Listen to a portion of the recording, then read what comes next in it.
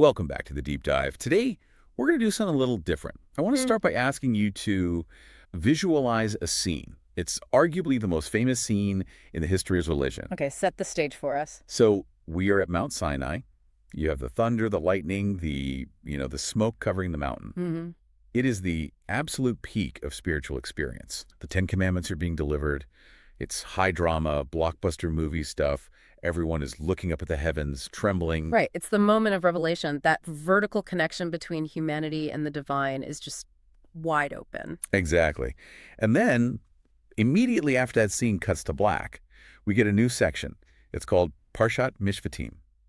And, naturally you're thinking, okay, the sequel to the Ten Commandments. This is going to be big. This is going to be huge. We're going to get to the secrets of the afterlife, or maybe, I don't know, instructions for how to meditate, or at least some really intense rules about prayer. That would be the logical expectation. Yeah. Yeah. Expect the text to keep that momentum going. But, and this is the puzzle at the center of the material we're looking at today, the compassion of power, we don't get any of that. Right. Instead, the very first law, the absolute starting point for this holy society is What is it? the law of the Hebrew servant, an indentured worker. It's a bit of a record scratch, isn't it? It's a total crash landing. You go from, I am the Lord your God, to employment law. And not even general employment law, but specifically how to treat a servant who owes you money. I mean, it feels incredibly mundane. Bureaucratic, even. Yeah. So the question we're tackling is, why? Why, out of all the possible topics to build a civilization around, does the text start here? It's a fantastic question. And honestly, if you just skim over it, you might think, oh, well, they had servants back then, so they needed rules. But the analysis we're looking at argues that this placement it's intentional. It's not just a rule. It's a statement of values. It's not just bad editing. No, it's not bad editing. It's a very specific pedagogical choice. The argument here is that the Torah isn't arranging these laws by order of holiness in the way we usually think about it. Right, like prayer first, business later. Exactly. It's arranging them by the power gap. A power gap. Let's dig into that. Yeah. Because when I think of law, I think of keeping order. Stop people from killing each other. Yeah. Stop people from stealing. Why focus on a gap? Think about the dynamic between a master and a servant, or in modern terms, an employer and maybe a low-wage worker. It is inherently lopsided. Sure. One person has the capital, the authority, the leverage. The other person, the servant, has very few options. They are totally dependent on the other for their livelihood. Right. It's not a peer-to-peer relationship at all. Exactly. And this is where the power gap concept becomes crucial. The text implies that justice is, well, it's easiest when we are peers. If you and I have a dispute, we can argue it out. We have equal standing. Yeah. If I cross a line, you can push back. True. If you borrow my lawnmower and break it, I can just annoy you until you pay for it. Precisely. But when you have leverage over someone, that checks and balances system it disappears. The servant can't push back. They can't say, hey, that's not fair, without risking their food, their shelter, their safety. And the source argues that this is the danger zone. This is where human character actually gets tested. That's interesting. So it's saying that being good isn't about how you treat your friends. It's the nice guy fallacy. We all like to think we're nice people. We're polite to our neighbors. We're nice to our grandmothers. But the material points out that it's effortless to be nice to people who can help you or people who are your equals. Right. That doesn't require any spiritual discipline. That's just social survival. Right. The real test of a society and the real test of your personal character is how you treat someone who has absolutely zero power to hurt you, someone who cannot retaliate. It reminds me of that old quote, you can judge a man's character by how he treats the waiter. It is exactly that, but raised to a constitutional level. The text warns that this power gap is where we are most likely to lie to ourselves. We make excuses. We say things like, well, I didn't technically break the contract, or that's just how the business world works. Oh, the technically legal defense. I feel like we see that everywhere. Everywhere. And when you hold all the cards, it is very easy to convince yourself that you're being benevolent, even when you're being exploitative, because who is going to correct you? The servant. They can't. So by putting this law first, before the holidays, before the temple rituals, the text is planting a flag. It's saying, your spirituality is tested first where you have leverage. If you can't be just to the person who depends on you, then the rest of your holy society is just a facade. That is heavy. It's basically saying, don't talk to me about spiritual heights until you've paid your workers fairly. Exactly. If the foundation is rotten, it doesn't matter how pretty the stained glass windows are. I want to pivot to the historical context here because The deep dive material brings up a really counterintuitive point about who these laws were written for. Right. Who is the audience? The Jewish people who just came out of Egypt. They were slaves. They spent hundreds of years being dehumanized, used as tools, having no voice. So here is my question, and I think you, the listener, might be wondering this too. If anyone in history didn't need a law about not mistreating servants, wouldn't it be them? You'd think so. I mean, they know exactly what it feels like. Shouldn't that empathy be automatic? You would think. We have this romantic idea that suffering ennobles people, the wounded healer.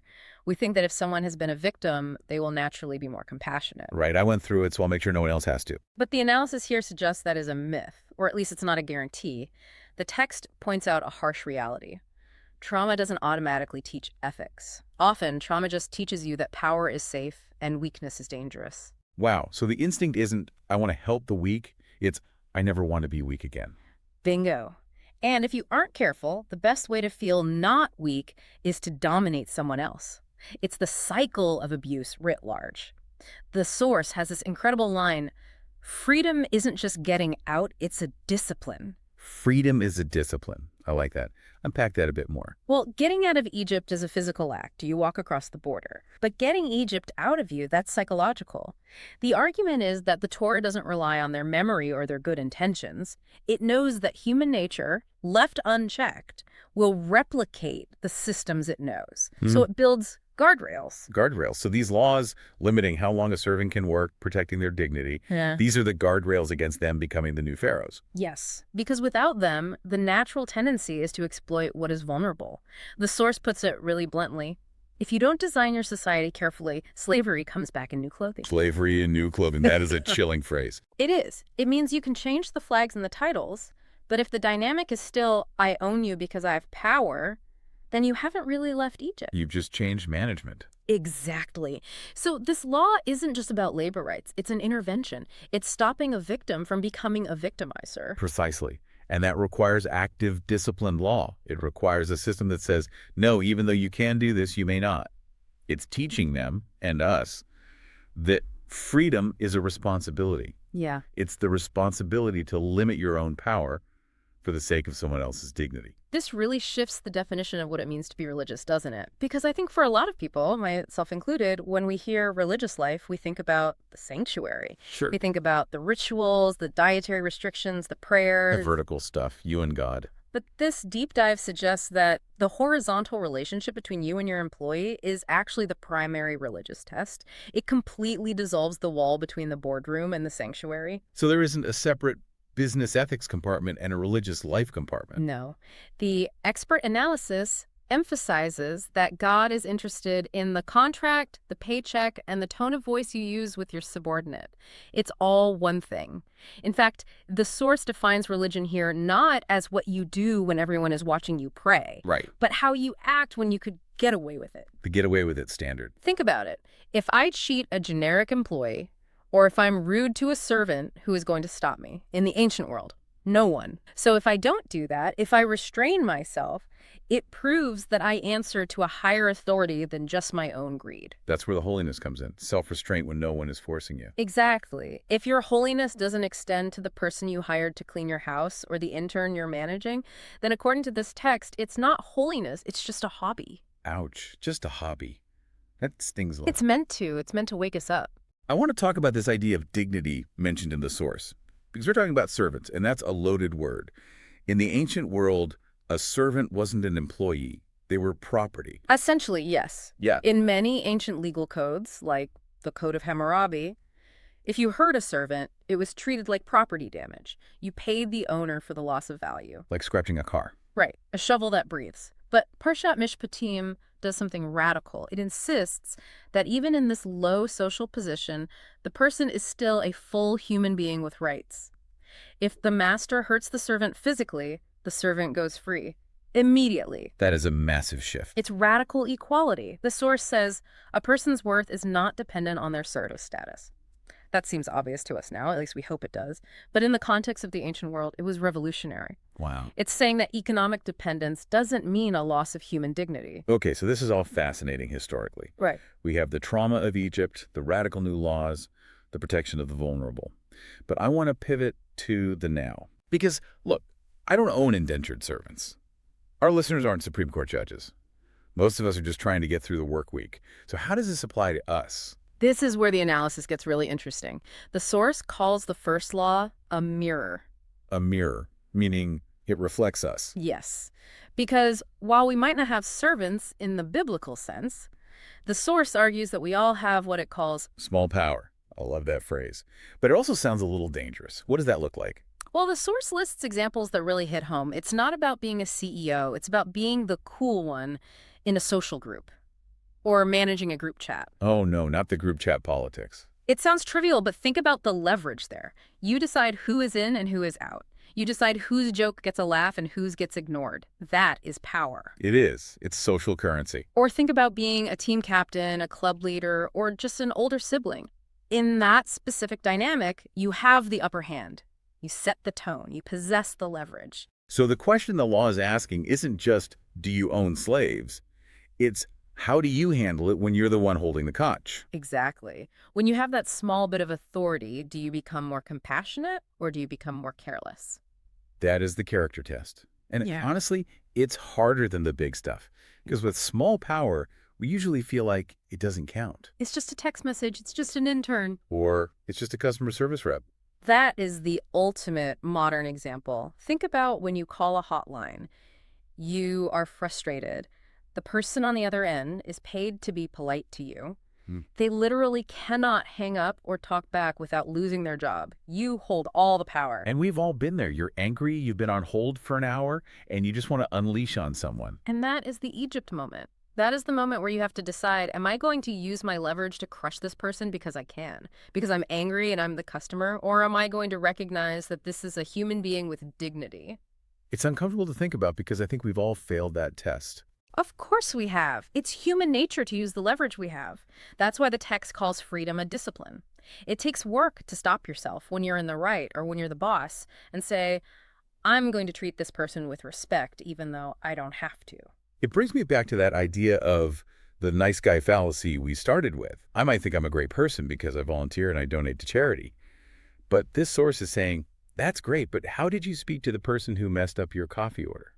Bingo. That is the first law. We want to skip to the thou shalt not murder or the mystical visions. But the text pulls us back and says, no, look in the mirror. Look at how you handle your small power. Because if we can't get that right, we're just recreating the dynamic of exploitation. We are. We're building a world that looks like Egypt, just with better technology. The mission of this deep dive was to understand why the Torah starts here. And I think the answer is that until you solve the problem of power, until you learn to treat the vulnerable with dignity, you aren't ready for the rest of the laws. Yeah. You aren't ready to build a community. It's remarkably grounded. For a spiritual text, it's incredibly practical. It's not asking for you to meditate on a mountaintop.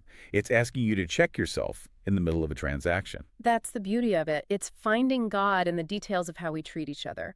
It's saying that the holiest place isn't the mountaintop. It's the interaction between two people where one could exploit the other but chooses not to.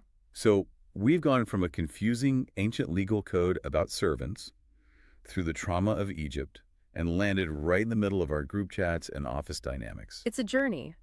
But it shows that human nature hasn't changed that much. We still struggle with leverage. We still struggle with the temptation to use people. And the antidote is this discipline of dignity, recognizing that the person across from you, whether they are an employee, a child, or a stranger, has infinite worth that isn't tied to their status. That is the core message. Yeah. And if you can internalize that, really live it, then you're building something lasting. You're building a world that doesn't slip back into Egypt.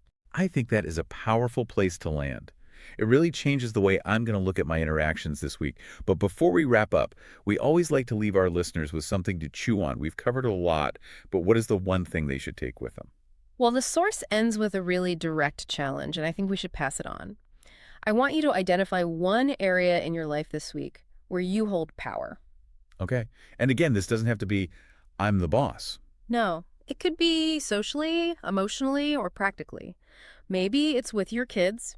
You, the parent, you hold the cards. Maybe it's with a junior colleague. Maybe it's just in a conversation where you know you're the smarter or louder one. Okay. Identify that spot. And then And then ask yourself, What would it look like to use that power with dignity rather than dominance? How can I use my leverage to lift that person up rather than keep them in their place? That is a great challenge Yeah. because it's active. It's not just don't be mean, it's use your power for good. Dignity over dominance. That's the mantra. I love that. Well, thank you for walking us through this. It's definitely one of those topics where the more you peel back the layers, the more you see yourself in it. Absolutely. It was a pleasure. And thank you to everyone listening. We'll see you on the next deep dive. Take care.